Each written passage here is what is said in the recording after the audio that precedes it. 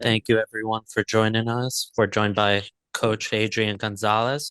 If you have a question, please raise your hand and we'll get to you. We'll start with Andre. Hey, John. Thanks for speaking with us. Before I talk about the game, I want to ask about Casey Krueger. I know it's probably too early for you to have like a full diagnosis, but we saw her go down and then go out at halftime. Was it just a knock, or do you think it's something more? No, it's nothing big, just a knock. But she's been having a little pain in her knee. So in terms of loads, also we are trying to protect her. So and also with turf today, it was hard for her. So I was feeling that the best option also was to give her some rest, and that's why. But nothing to worry about. All right, I appreciate that. And my question about the game is it seemed like a tough one. It seemed like it was tough for the Spirit to continue to kind of find a foothold in the game and kind of build throughout it. What was Portland doing that was kind of making it difficult in both halves to kind of establish your game? Well, we know it would be a tough game always. This stadium is really hard to play, but I think first half we were defending a little bit, like deep. Sometimes they did a good job also in terms of attacking. And once we were winning the ball back, I think in transition we weren't like clinical enough, and I think we lost the ball very very quickly. And also, when we were attacking in the half, I think we could have had maybe a little bit more patience in terms of building a little bit more, try to move them and disorganize them a little bit more because we were losing the ball so fast, and that didn't help for sure. Then I think in terms of defending, we've done a good job, knowing that sometimes you need to be in that low block and defending the box. But I think second half, we've improved. We've been a little bit more aggressive in terms of how we wanted to attack. Also, first half at the end, also with Hal just in the middle and Rumi and Croy in pockets, try to have maybe more options forward and building up with three in the second half. And then two threats also exploding the back line. I think we did a good job, and well, when we were maybe close to score the goal, we had a clear chance, I think, with McKenna, and then I think about defending and in a transition, so we conceded that second goal. I appreciate it. Thank you. I'll step aside. Thank you. Annie, you could go ahead.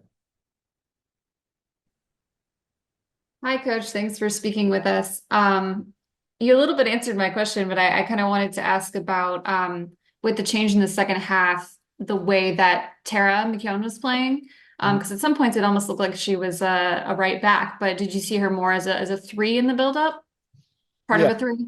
yeah, it was a fake outside back because if you see the first half, we were jumping with Breed in the goal kick, and then we were sliding Gabby there, but we had the feeling that we weren't jumping maybe as we wanted, and then we changed that also, knowing that Tara also in those jumps, she's very aggressive, and then building up, we wanted to take more risk, just building up with three center backs, knowing that they were pressing with two forwards, so having more chances with those three plus Hal in the middle, that allows us to have two players wide and two threats also in the back line. So changing a little bit the shape to have more options to progress, especially outside and also behind the back line. So that was also the reason we put her there, just to build up as a right center back. Thank you. Marissa, you could go ahead. Hi, Adrian. Thanks for speaking with us. I know you touched a little bit on being difficult to play in Portland. Do you think there's a certain reason why it's so difficult to play there since the Spirit has not won there yet?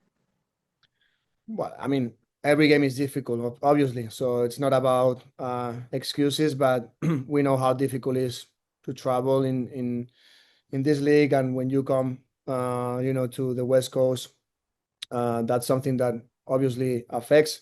But again, I think we've been doing a good job also away. And today, the environment, there are a lot of people here. The crowd is is loud, and they are doing good at home. So we know that it's always a tough game, but we were prepared. I think also we like this type of environments, and we knew what we wanted to do. Again, as I always say, I think it's a big learning. Every time that we win or we lose, we always want to take something positive. And again, we will review the game and try to improve what we did wrong and try to keep building for the future. Alrighty, thank you so much, Adrián. Thank you. Does anyone have anything else? Okay. Then, Andre, go ahead. Last one. All right. Just wanted to ask about the timeline. We did the pre-match presser and we talked to Jonah, and then all of a sudden we got the notification later on that day that you were taking over. When did you find out that you were taking over, and like how did the timeline of that work? Well, Jonah is still the head coach. The only reason he couldn't be here today because he's expecting the second baby, so it's coming, and obviously he's decided to be with his family right now. It's one of the most important moments in his life, and we understand the situation. It's time to be with his wife and the family, and because the baby it's about to come, so maybe we don't know yet, but maybe it's coming or it's already there. So we support him, and that's why also he wanted to be here. But to be honest, we talk about it, and I think it was the best for him and the family to be together, and that's why today I was leading the team. But again, next week we expect that he will be also leading the team, and after the break, as we said before, I'm gonna be in charge. All right. I appreciate it. Thank you. Thank you, guys. Thanks, Coach.